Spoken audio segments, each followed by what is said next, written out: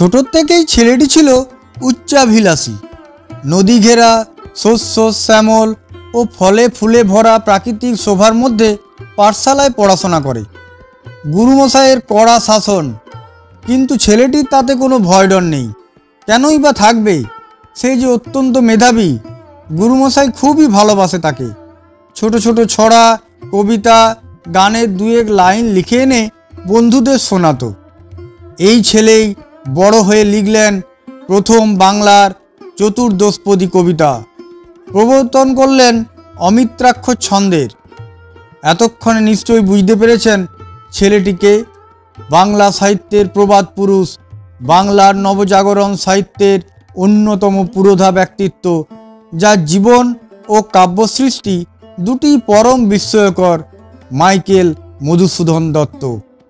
19 শতকের দ্বিতীয়ার্ধে বাংলা নবজাগরণের ইতিহাসে মাইকেলের প্রতিভা ও চরিত্র দুটি অগ্নিস্ফুলিঙ্গের মতো বাঙালির সাহিত্য ও জীবনে পথরেখা চিহ্নিত করে দিয়ে গেছে। ব্যক্তিগত জীবনে চরম যন্ত্রণা সহ্য করলেও তার কাব্য হয়ে উঠেছে সৃষ্টিধর্মী। নিজের জীবনের ব্যথা বেদনা কাব্য সৃষ্টির অন্তরালে ঢাকা পড়ে গিয়েছে। মাত্র 7 বছর বাংলা কাব্য প্রাঙ্গণে পদচারণা করে বিস্ময়কর প্রতিভা ও অক্ষয় প্রাণশক্তির পরিচয় দিয়েছেন মাইকেল মধুসূদন দত্ত। সংঘাতমুখর নবজাগরণের যুগে এই ধরাধামে আবির্ভাব হয়েছিল অগ্নিস্ফুলিঙ্গের মতো। দৈব প্রতিভা নিয়ে এসেছিলেন মাইকেল এই ধরাধামে বাংলা সাহিত্যকে মহান সব কাব্যগ্রন্থ উপহার দিতে।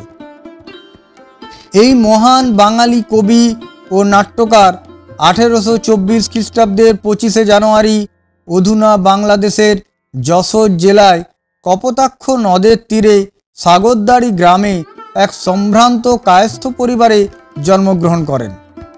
তার পিতার নাম রাজনারায়ণ দত্ত এবং মাতার নাম জাহ্নবী দেবী। তার পিতা কলকাতা সদর আদালতের একজন খ্যাতনামা আইনজীবী ছিলেন। মধুসূদনের ছেলেবেলা কেটেছিল সাগরদাড়ি গ্রামেই। প্রাথমিক শিক্ষাও সেখানেই সম্পন্ন হয়। 13 বছর বয়সে তিনি কলকাতায় আসেন।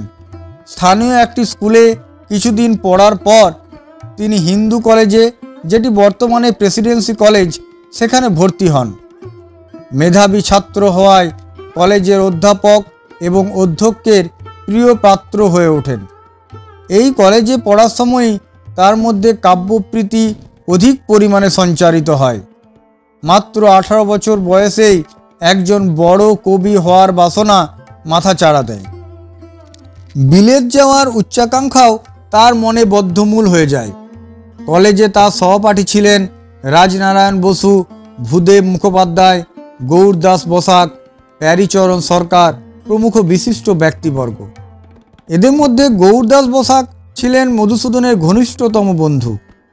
হিন্দু কলেজে পড়ার সময় অনেক ইংরেজি কবিতা লিখেছিলেন মধুসূদন, যেগুলি বিভিন্ন পত্রপত্রিকায় ছাপা হতো।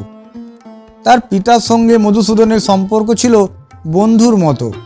একসঙ্গে গড়গড়া টানতেন, মদ্যপানও নাকি করতেন একসঙ্গে।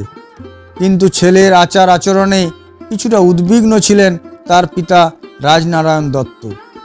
তারপর হিন্দু কলেজে ডিরোজিও সৃষ্টি ইয়ং বেঙ্গল দলের সঙ্গে মধুসূদনের ঘনিষ্ঠতাতেও কিছুটা শঙ্কিত ছিলেন তিনি। ছেলে বিপথে যাচ্ছে না তো, এই আশঙ্কা ছিল তার মধ্যে। তিনি মনস্থির করলেন ছেলের বিয়ে দেবেন। ঠিক করলেন এক জমিদারের কন্যার সঙ্গেই দেবেন মধুসূদনের বিয়ে। কন্যা পরমা সুন্দরী। মধুসূদনের কাছেও খবর পৌঁছালো, কিন্তু মধুসূদন এই বিয়েতে একদম রাজি না। কি করে এই বিয়ে এড়ানো যায় তার ফন্দি আঁটতে থাকলেন। শেষমেশ ঠিক করলেন তিনি ধর্ম পরিবর্তন করে খ্রিস্টান হবেন। এতে কোনো হিন্দু ধর্মের পিতা তার কন্যার বিবাহ তার সঙ্গে দেবেন না, আর তার পক্ষে বিলেত যাওয়ার রাস্তাও প্রশস্ত হবে। কেউ কেউ বলেন রেভারেন্ড কৃষ্ণমোহন বন্দ্যোপাধ্যায়ের কন্যা দেবকীর প্রতি মধুসূদনের গোপন প্রেম মুগ্ধতা ছিল। তাকে বিবাহ করার জন্যই তিনি খ্রিস্টান হয়েছিলেন। কারণ যাই হোক, 1843 খ্রিস্টাব্দের 8ই ফেব্রুয়ারি ওল্ড মিশন চার্চ নামে একটি গির্জায় তিনি খ্রিস্ট ধর্মে ধর্মান্তরিত হলেন। এরপর মধুসূদন পরিচিত হন মাইকেল মধুসূদন দত্ত নামে। তৎকালীন হিন্দু সমাজ তার খ্রিস্ট ধর্ম গ্রহণকে মেনে নেয়নি। পিতা রাজনারায়ণ দত্ত তাকে করলেন ত্যায্যপুত্র। বন্ধু বান্ধবদের সঙ্গে মেলামেশাও বন্ধ হয়ে গেল। হিন্দু কলেজ তাকে ছাড়তে হলো। এরপর বিশপস কলেজ থেকে তিনি পড়াশোনা চালিয়ে যান। সেখানে তিনি গ্রিক, ল্যাটিন, সংস্কৃত প্রভৃতি ভাষা শিক্ষা করেন। তার পিতা তাকে ত্যায্যপুত্র করলেও বিশপস কলেজে পড়াশোনার খরচ চালিয়ে যান তিনি। 4 বছর পর তিনিও টাকা পাঠানো বন্ধ করে দেন। কলেজের পাঠ শেষ হবার পর কলকাতায় চাকরির চেষ্টা করেন মাইকেল মধুসূদন দত্ত, কিন্তু কোনো চাকরি জোগাড় করতে তিনি পারলেন না। বিশপস কলেজে পড়ার সময় কয়েকজন মাদ্রাজের ছাত্রের সঙ্গে মধুসূদনের বন্ধুত্ব হয়। তাদের সঙ্গেই চাকরির সন্ধানে চলে গেলেন মাদ্রাজ। সেখানে একটি স্কুলে ইংরেজি শিক্ষকের চাকরি পেলেন। বেতন যা পেতেন তাতে খরচ চালানো তার মুশকিল হয়ে পড়ে। বরাবরই খরচেটে ছিলেন মধুসূদন। পিতা বরাবরই প্রয়োজনের অতিরিক্ত টাকা তাকে দিয়েছেন, ফলে টাকা খরচের অভ্যেসও হয়ে পড়েছিল মধুসূদনের। তাই অধিক টাকা রোজগারের উদ্দেশ্যে ইংরেজি পত্রপত্রিকায় লেখা শুরু করেন। টিমোথি পেন পোয়েম ছদ্মনামে এই সময় তিনি ইংরেজি কবিতা লেখা শুরু করেন। এই সময়ে তিনি প্রথম কাব্যটি রচনা করলেন দ্য ক্যাপটিভ লেডি। কবি ও দক্ষ ইংরেজি লেখক হিসাবে তার সুনাম ছড়িয়ে পড়ল। মাদ্রাজে তার জীবন ছিল ঘটনাবহুল। এখানে থাকাকালীন তিনি রেবেকা থমসন নামে এক ইংরেজ মহিলাকে বিয়ে করেন। তাদের 2 পুত্র ও 2 কন্যা জন্মায়। কিন্তু এই বিয়ে বেশি দিন স্থায়ী হয়নি। মাইকেল আবার প্রেমে পড়লেন এমিলিয়া হেনরিয়েটা সোফিয়া নামে এক ফরাসি তরুণীর। বিবাহও করলেন। ইতিমধ্যে তার পিতা রাজনারায়ণ দত্তের মৃত্যু হয়। মাইকেল ফিরে এলেন কলকাতায়। কিছুদিন পর এমিলিয়া হেনরিয়েটাও কলকাতায় চলে আসেন। শুরু হলো মাইকেলের জীবনের দ্বিতীয় অধ্যায়, সঙ্গে হেনরিয়েটা। বাকি জীবন মাইকেলের সুখে দুঃখে চূড়ান্ত অভাবেও তার পাশে অটল থেকেছেন দ্বিতীয় স্ত্রী এমিলিয়া হেনরিয়েটা। কলকাতায় আসার পর তিনি প্রথমে পুলিশ আদালতে কেরানি এবং তারপর দোভাষী হিসেবে কাজ করেন। পাশাপাশি বিভিন্ন পত্রপত্রিকায় লেখা শুরু করলেন। মদ্যপানের অভ্যেস ছিল তার কিশোর বয়স থেকেই। হিন্দু কলেজে পড়ার সময়ও বন্ধুদের নিয়ে মাত্রা ছাড়া মদ্যপান করতেন প্রায়। কিন্তু আকণ্ঠ মদের নেশা ঘিরে ধরল এই সময় থেকেই। এদিকে তার ঘনিষ্ঠ বন্ধুরা বরাবরই চাইতো মধুসূদন বাংলায় কাব্য রচনা শুরু করুক। এই বিষয়ে তার ঘনিষ্ঠ বন্ধু গৌরদাস বসাকের ইচ্ছা ছিল সব থেকে বেশি। রত্নাবলী নাটকের ইংরেজি অনুবাদ করতে গিয়ে মাইকেলও দেখল বাংলা নাট্য সাহিত্যে উপযুক্ত নাটকের অভাব রয়েছে। এই অভাব পূরণের জন্য তিনি নাটক লেখায় আগ্রহী হলেন। 1859 সালে লিখলেন তার প্রথম নাটক শর্মিষ্ঠা। বেলগাছিয়া নাট্যশালায় মহা সমারোহে দিনের পর দিন অভিনীত হতে থাকলো এই নাটক। এরপর গ্রিক পুরাণ কাহিনী অবলম্বন করে লিখলেন পদ্মাবতী। তারপর কৃষ্ণকুমারী। কৃষ্ণকুমারীকে মধুসূদনের শ্রেষ্ঠ নাটক বলা হয়ে থাকে। 1860 খ্রিস্টাব্দে তিনি রচনা করেন 2টি প্রহসন, একেই কি বলে সভ্যতা ও বুড়ো শালিকের ঘাড়েরও। অমিত্রাক্ষর ছন্দে তার প্রথম কাব্য তিলোত্তমা সম্ভব 1860 সালে প্রকাশিত হয়। একমাত্র ব্রজাঙ্গনা কাব্য ছাড়া তার সমস্ত কাব্যই অমিত্রাক্ষর ছন্দে রচিত। এরপর রচিত হয় মেঘনাদ বধ কাব্য নামে মহাকাব্য, বীরাঙ্গনা কাব্য প্রভৃতি। তার সর্বশ্রেষ্ঠ কীর্তি অমিত্রাক্ষর ছন্দে রামায়ণের উপাখ্যান অবলম্বনে রচিত মেঘনাদ বধ কাব্য। 1862 সালে ব্যারিস্টার হওয়ার উদ্দেশ্যে ইংল্যান্ডে যাত্রা করেন। এই সময় তিনি একটি কবিতা লেখেন forget me not O mother. 1863 সালে এমিলিয়া তার কাছে চলে যান। এখানে মধুসূদন ভীষণ আর্থিক সংকটে পড়েন। একটি সস্তার বাসভবনে তাকে উঠে যেতে হয়। কিছুদিন পর তিনি ইংল্যান্ড ছেড়ে চলে যান ফ্রান্সের ভার্সাই নগরীতে। চরম আর্থিক সংকটের মধ্যে পড়েন। সাহায্য প্রার্থনা করেন ঈশ্বরচন্দ্র বিদ্যাসাগরের কাছে।